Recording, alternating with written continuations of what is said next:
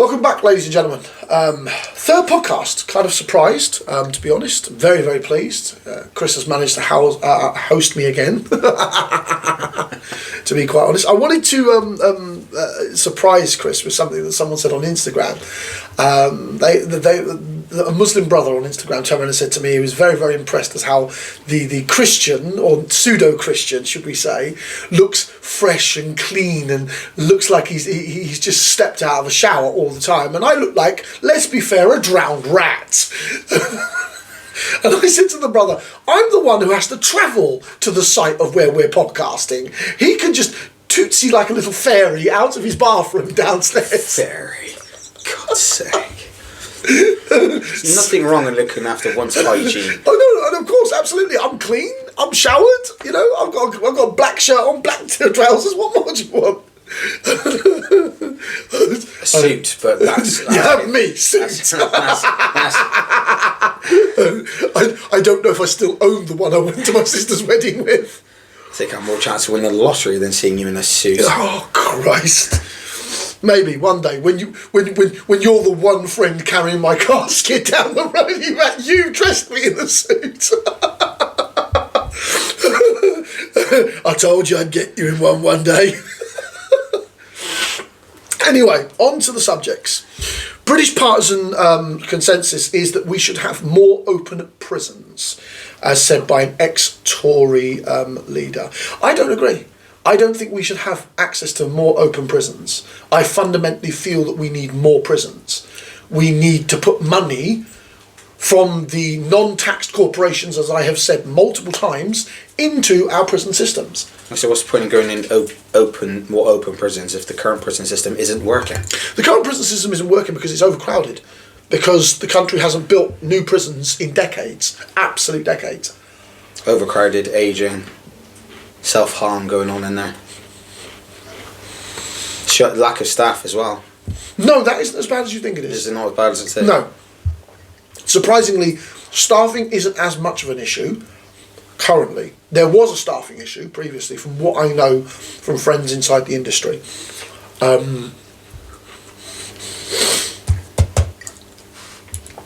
The overall pronupsis that I've seen is that prison staffing isn't the problem. It's overcrowdedness. It's lack of facilities. It's complete and utter disregard towards the humane nature. I don't believe we need to be using more open air. I believe we just need to build more prisons. Just physically build more. Another 100 prisons across the country would deal with all of our problems. And I'm talking from here to Scotland, obviously. I'm not talking just 100 prisons in England. Just across the entire UK. Across the whole UK, 100 new prisons up and down the country, which you would be able to afford if you properly taxed the corporations. And I don't mean outrageous tax that they have to run for tax havens, as I have said more than once. A sensible tax. Sensible tax system that the corporations have to pay, that there's no backdoors to. You could afford the construction of more prisons. See, on our podcast, we don't just complain about problems, we do offer solutions. Come up with solutions we think would help. Yeah. But everyone says, oh, they're unaffordable. Well, no, they're not. They're affordable if you properly tax your system. No quick fix for the UK and its problems in the Tory party, said Kemi Badenoch, the opposition leader. Thoughts? Obviously, it's not going to be a quick fix due to the carnage they caused over the past 14 years. Yeah. But it's not a case of the fact of just saying, oh, it's not going to be a quick fix. Where's the solution? Where's the planning? Where's the way out of the current solution? This is why I don't think that she will ever be Prime Minister. Not because I don't think she's a good person.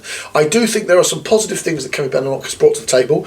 I know everybody in the left is going to hate me because I'm not some kind of radical leftist that hates anything the Tories ever say. I just fundamentally believe that the damage her predecessors have done, it will needs to be addressed and sorted. Not just addressed and sorted, but the fact of the matter is the country will not... And acknowledged. That too, which is something the Tories don't do. They don't acknowledge their mistakes. They push past them and like, oh, but that wasn't me. That was the previous administration. But they're still the backbenchers. A bulk of the people who were in the last 6 Prime Ministers' cabinets are all still backbenchers, or some of them are frontbenchers. Some of her shadow councillors come from the previous government, from Rishi Sunak's government, herself included. Then in that case, they should know what to do. Of course, they should do. Yeah. Hypothetically speaking, because they've been part of government, or at least have thought of ways of how to. If she isn't going to announce a long-term plan, then how is she going to? Oh, I know it's madness. The general presentation of the Tories is shambles. I don't consider them a legitimate party anymore. And I'm frightened About because too much infighting. Yeah, too much infighting. But I'm frightened that they're treating that as normal, that the infighting is completely normal, and the social norms of that. The problem is they've got this nasty, nasty outsider, Nigel bloody Farage, who is eating at their right flank to the degree that it's dragging the Tories further and further right. And the further right that a mainstream party goes, the less relevant it becomes to society. Society isn't right-wing. It isn't left-wing either. So, I mean, I want to make that very clear to everyone who might think society... It needs to be made of a balance of both. To be fair, Britain is mildly conservative. It is, mostly speaking, central with a little bit of a lean to the right. But the lean isn't as long as people think it is. Because if Britain as a society didn't tolerate left-wing things like some of the Americans do, you'd see some of the American responses. Like, left-wing people get battered in some parts of America. Oof. Absolutely, like whole cities. And the mayors do nothing. They're like, shouldn't come down here. It's literally how the Americans think. I'm thankful to say that when we have protests one way or the other, we don't have that kind of reaction to protesters. Because we know as long as it's a peaceful protest and it doesn't I'd cause massive issues. Hand on caveat, the way that the police treat Stop the Oil protesters is vile. I don't agree with what Stop the Oil have done to paintings and that lot and etc, but I fundamentally agree that they have a right to their peaceful protests, and the police have gone far too heavy-handed. Far too heavy-handed, in my opinion. They need to set the example. I think it's too heavy-handed. I think that the examples that they give is one of, you can protest about anything except oil and big money and banks. Because if you protest about them, because you remember the cathedral protests all those years ago? Yeah. Where they were camped by the cathedral, where they were welcomed by the local priests, but the bishop was told to get them out by the fucking parliament. And the police went in there with truncheons and everything because they were complaining about the banks. The two parts of the country we don't have full democratic rights, and that really irritates me, is when I want to protest about oil industry or protest about the banking industry.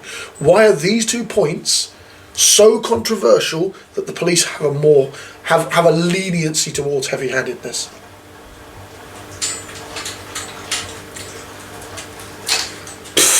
I mean, that's something that isn't discussed. You know what I'm saying? Society doesn't discuss whether or not the police has a moral right. I didn't say legal, because we know what they did was legal. They're legally allowed to use that much force if Parliament gives them the power to do what the Home Secretary does, and we have to deal with the Home Secretary afterwards. The problem I have was it moral to use that kind of force, especially on the protest when it came towards the cathedral sitting in on the bankers and the troubles that were caused by that. Hello, my darling. The dog being what the dog is. Next point. MOD losing weapons. That's just downright and utterly disgraceful. I know it isn't that much. I know they're old weapons. They're like it's a Luger and a Second World War machine gun. But the very concept that the Ministry of fucking Defence loses weapons of any description is a disgrace to the United Kingdom. I don't know. Have they actually launched an investigation into it? I think so. The details on the BBC were very light, as they genuinely are. And I think that irritates me more, is how little we know. Because is this a systemic problem? Are there supply and logistics officers who can be bought and paid for the right money? Because if they can, the British people, even though we don't have a massive army, we are huge arms dealers. We're one of the world's biggest. If on the quiet, backhander-like, British captains and officers are selling fucking weapons, we need to be concerned. The citizenry, society needs to be concerned, because that's more of a bigger deal than you think it is. Not what we lost, because admittedly what we lost was very small in number. Yeah. It wasn't a vast, in terms of resource capacity. What we lost was the fact that the MOD is losing weapons.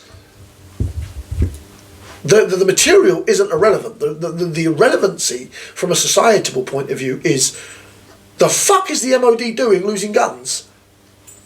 Especially stuff that could be used back on the streets. Yeah, on the streets. Gone to some other country. I couldn't care less about that. If they're smuggled out of the country, I have even less care.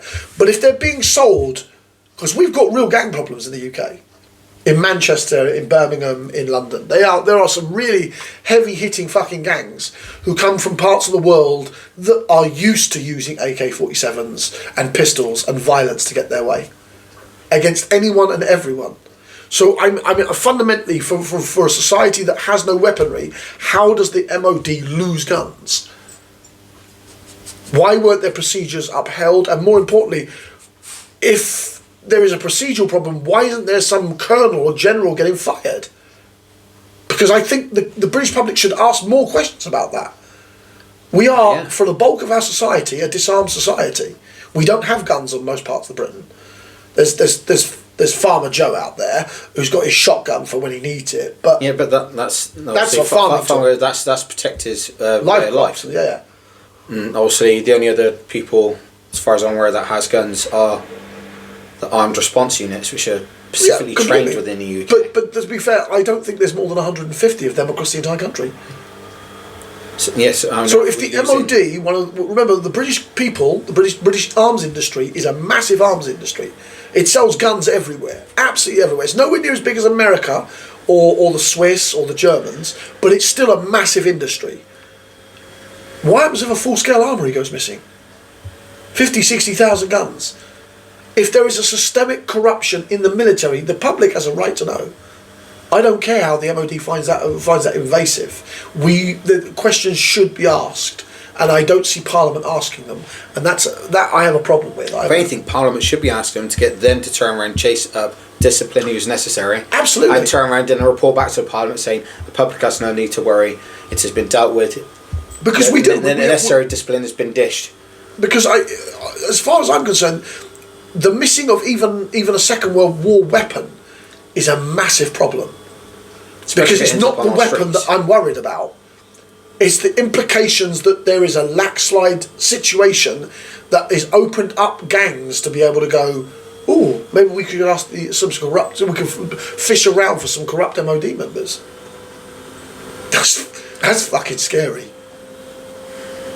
That's dangerous. Yeah, of course it is. And as I said, some of the gangs in London are teenagers who have grown up where seeing AK-47s on the streets every day is normal. So they won't even bat an eyelid. Yeah, that's what I'm saying. So we have damaged young teenage men in the UK from very poor homelands who've been brought here by their parents or because of marriage, very legitimately, for a better life, who have seen that weapons used in their homeland grants power. And of course teenagers are always doing something stupid, so whether they're part of a gang or they've got beef or they've got postcode issues, if the MOD is laxslide on this now, we will see full scale. How much of a bigger issue would it become later down the line? That's what I want to have a problem with. I don't care if it's considered being nosy into MOD business and this is a matter of closed door bollocks. This is a serious possible problem to the British people that should be fully investigated, and Parliament needs to do fucking more.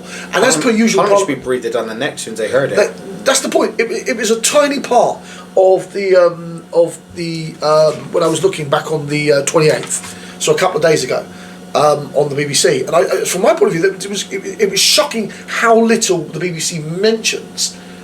Guns go missing, that is something of a fucking serious issue from the military. This isn't guns going missing from a single police station where there may be between 5 or 10 guns, tops, in one police station where armed response are. Do you know what I'm saying? That's not as damaging as the MOD, who have armories of this fucking shit. 20, Warehouses 30, of 40. this shit. No, they're armories. You don't warehouse that kind of stuff unless it's at sea. In Britain itself, they're secured in armories. So armories of 20, 30, 40,000 fucking weapons at a time. If those go missing, if there is a corruption issue in the fucking British army, that is alarming. Deeply alarming. State of the housing crisis in the UK. Well, that all ties in with cost of living, don't it, really? Yeah. How do you resolve that? It's a balance game, and the balance is completely out of whack. Society has moved away from holding everybody in that society accountable. You see, there are the haves and the have-nots. And the have-nots produce very little because they don't have the stability to do so. You see, this is where my more liberal side of me comes out. I believe the people that are the worst off in our country need the most help, and the people who are the wealthiest should provide for their society. But we are in a lopsided point of view where society expects more from the weakest parts of society and less from the successful. And that's mad. Now, of course, I'm not talking about increasing taxes on the super rich. I'm talking about balance the tax system. Bring the tax system towards, oh, that's a bit of much. I make 150 grand a year. I'm losing 35% of that. But I know it's going towards lifting people up. The more people you get off the floor, the more people you have to tax. It's not a no-brainer from here. I mean, there's only two things we guarantee in this world, Chris. Yeah, well, that's one solution to obviously helping the less fortunate, yeah? But then you also then got to consider the fact that, okay, that's done, yeah? But then that still doesn't solve the issue of the balance between the cost of living. Because if you were to actually implement 35% tax on all the corporate assets across the board with no tax havens, no tax loops whatsoever, you would have the money to do everything. Absolutely everything. My 12 billion, 200 billion that I said in the first podcast, not even close. If the two-tier system, I was talking to an accountant who was messaging me on Instagram. She said, if you implemented with ruthless effectiveness of all the companies in the UK and the British public, you're taking 4% off the British pocket. So me and you are 4% better off from our tax, and you streamline to an only two tax system. She estimates, as did her boss, that we would end up having somewhere in the region of 300 to 400 billion a year. Why the fuck are we doing it? Because the corporate people sit in boardrooms, put their hand in their pockets, and pay for our MPs. And that's across the entire board. That's not even illusionary now. You know what I'm saying? The Labour Party have very quietly stopped taking money from the unions like they used to. They now have private donors. Who are the private donors to the Labour Party? That's obviously going to be corporations, isn't it? Not necessarily. I don't know who they are, but they're declared as private donors. Or people that own the corporations. See, that's more frightening. Because anybody who can consolidate their power across, like, wiped out our ability to talk. We used to have a union party, which is what Labour was, and the corporate party, which is what the Conservatives are. So you had us, the working person, and our party, and you had the owners' party, and that was how the balance apparently worked. This is why the two-party system doesn't work anymore. The two-party system has crumbled to a point where it needs to be dissolved. We need a renewal in our democratic system, where mine and your vote actually has power, and the corporate man. But I was astounded. I thought I was looking at a model. When I originally thought up the idea of a two-tax system, I think I read it from a paper on multiple options, and the two-tier system was the one that appealed to me the most. And she said, no, but if you were to apply just a 35% tax and everyone was forced to pay that tax, it would be in the hundreds of billions of pounds we would make as a country yearly. Fucking yearly. Think how much you could sink into the NHS on that. Just, you could chuck 100 billion a year. Bang, bang, bang, gone. And that leaves you another 200 to 300 to rebuild the country with every year. I'll be using a fair chunk of that on the NHS, and then obviously the police. Roads, houses, police prisons, we just mentioned earlier. Yeah, obviously the police system, so that would include the prisons as well. Obviously ambulances are already in the NHS. fire truck system. It's Fire service. madness, in my humble opinion, that we don't streamline our tax system. Almost all of Britain's woes, and I know I go on about that, and I know I've said it in the first podcast, I'm saying it here.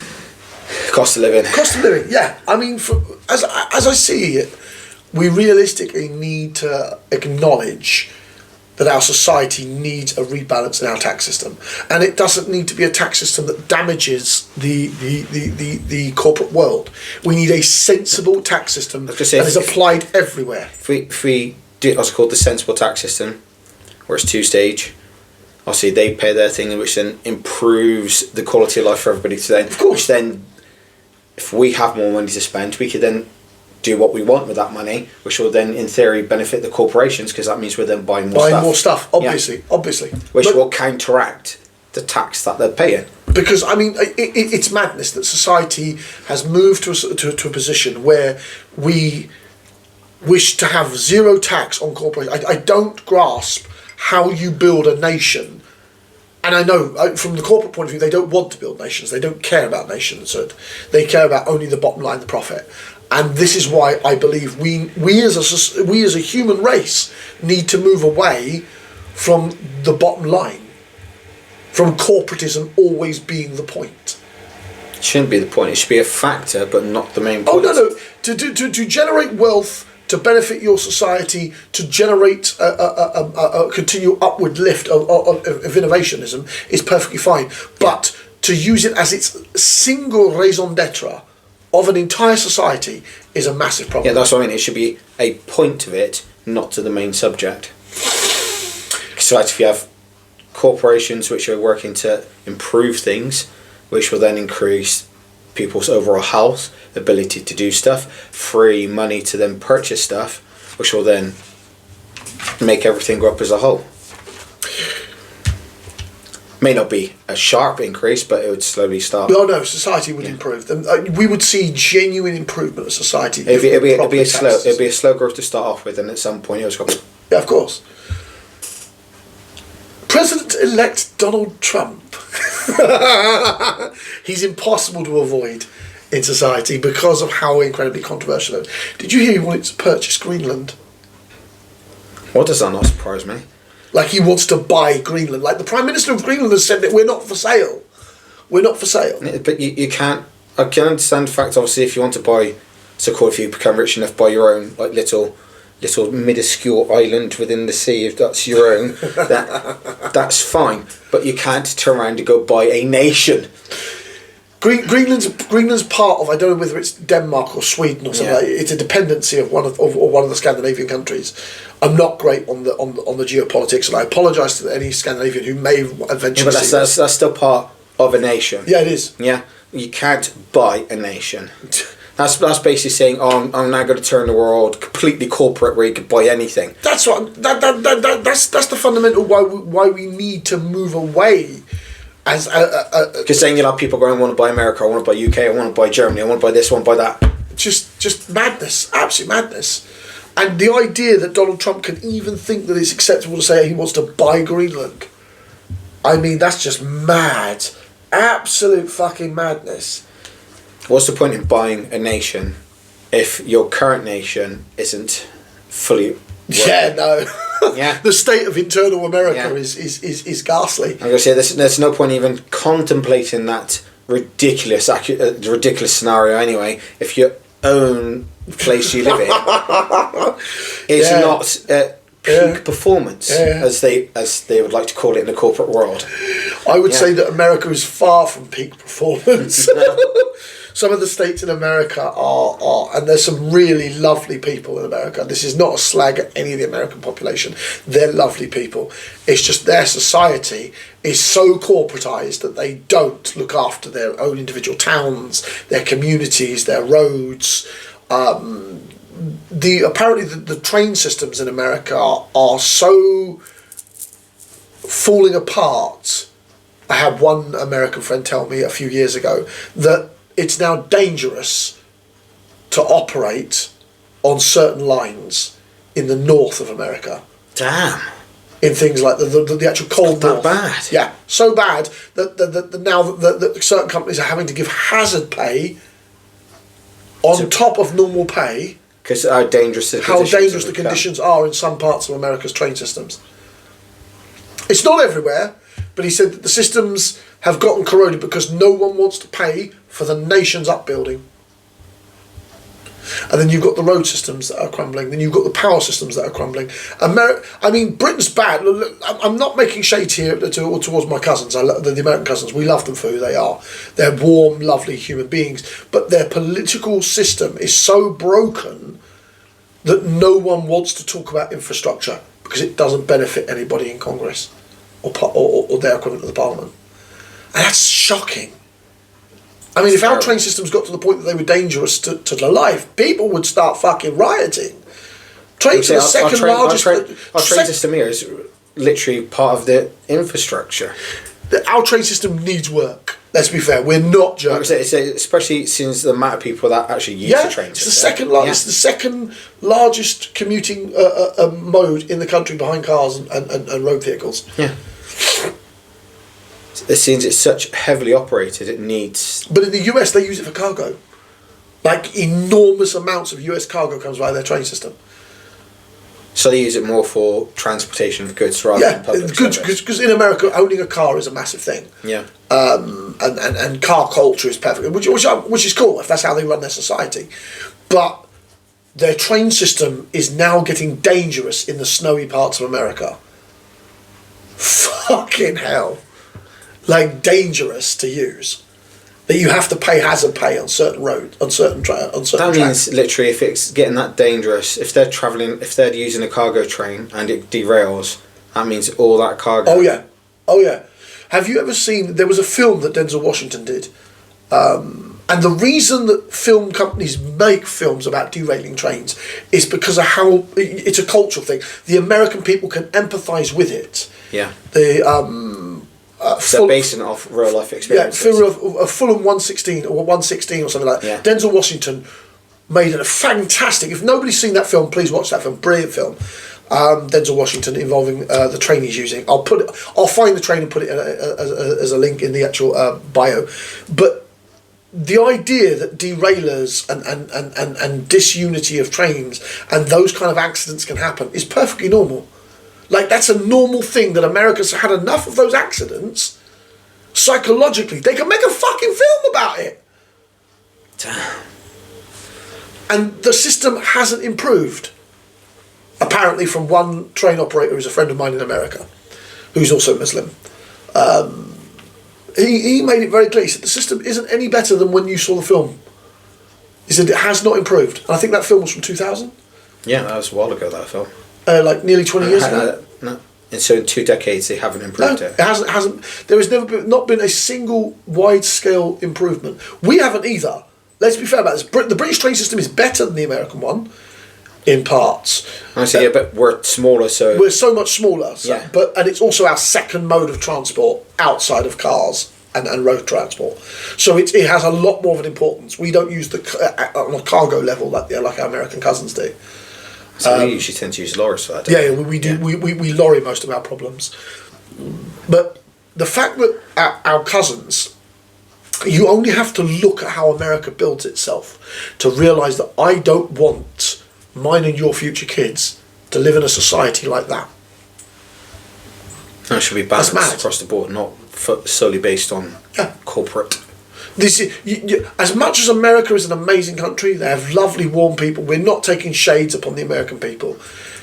The way that America is run is so currently run is so terrible for the American people and society. I wouldn't want to live there on grounds of the danger that it would cause. Because I mean, we don't suffer school shootings, but that's a fucking normal thing in America. And that's the reason why we don't have guns sold to the public in the UK. True. I mean, could you imagine me with look on your face. If I saw you with a gun, the only thing you would feel is something hard around the back of your head.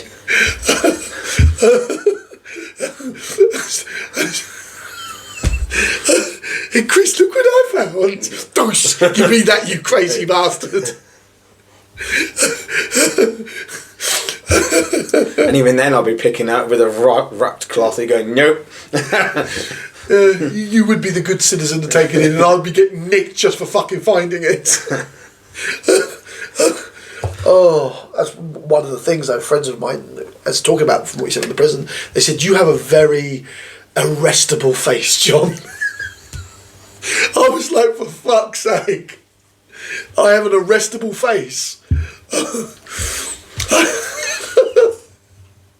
I mean, that says everything you need to say about me, doesn't it? Well, that says it all. The amount of coppers that used to come into our workplace, look at you, then look at me, and I was like, he's fine. I said, no, I'm not joining you. Get away. Like, when they used to walk in the workplace, it was immediately assumed I was the problem. No, they looked, it was like, and they used to look at me and go, no, he's no asshole, he's fine. He's fine, he's fine. I didn't think my reputation was that bad. So, I mean... I even had one turn around and say, do you use them to solve conflicts? I said, no, I solve the conflicts, and if I can't solve the conflicts, that's when I start to worry, because that's when he comes out. The rest of management are already calling you. Chris can't handle it, Sean's got to deal with it, you might want to turn up. It goes to my favourite statement that I ever said on the front counter. You were in the back counting, and our female colleague, whose name I won't mention, was managing, and this young lad got really, really lippy, really, really sexually inappropriate. And I said, I asked my area manager how much that front window costs. You can take a guess why. The kid turned around. I remember that. I'd come out and it was like... She was dying. She was in pieces on the floor. The female manager was absolutely hilarious. I asked my area manager how much the front window costs. The teenager got the message, turned around, out that door like no one's business. So many confrontations, just me smiling at them have ended. It was always when I wasn't there as well. John, deal with that. Deal with that. Sean, deal with that. If I wasn't there, it was you. Yeah, that's one of them. Or if I was out the back and they didn't want to yeah, if you were doing a count. Yeah. Generally, when you were on the count. But to be fair, there weren't that many. There was a few, but not that many. No, I think they learned after a couple of times not to bother. Like the locals got the idea that this was not the place you want to mess around with. So, what did you have to put on the podcast this episode, Mr. Christopher? Mr. Christopher. Honestly, nothing at the moment. No? No, today, just your points will do. Just my points will do. Well then, if that's the case, if you haven't seen it and you've made it here to the end of our podcast, we deeply appreciate everything you've said and done, and please subscribe as always. Thank you for coming. Assalamu alaikum wa rahmatullahi wa barakatuh. We also appreciate any feedback. Feedback. You know, we constructive, feedback. negative, whatever, or any questions that you pose that you'd like us to answer or absolutely. give our opinion on. Please do so. Yeah, no, we are always welcome be interesting, to be honest. Comment section. You know. Yeah.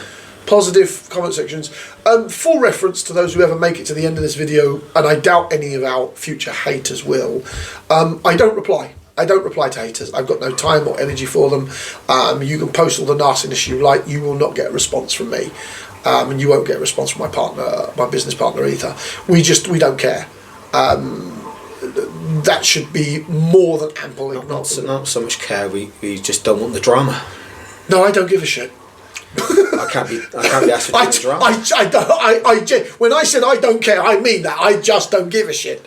Opinions are like arseholes. Either make a podcast and refute us or shut the fuck up. That's genuinely my answer. I'm like, okay, that's your opinion. Fair enough. I'm leaving it at that. And don't engage.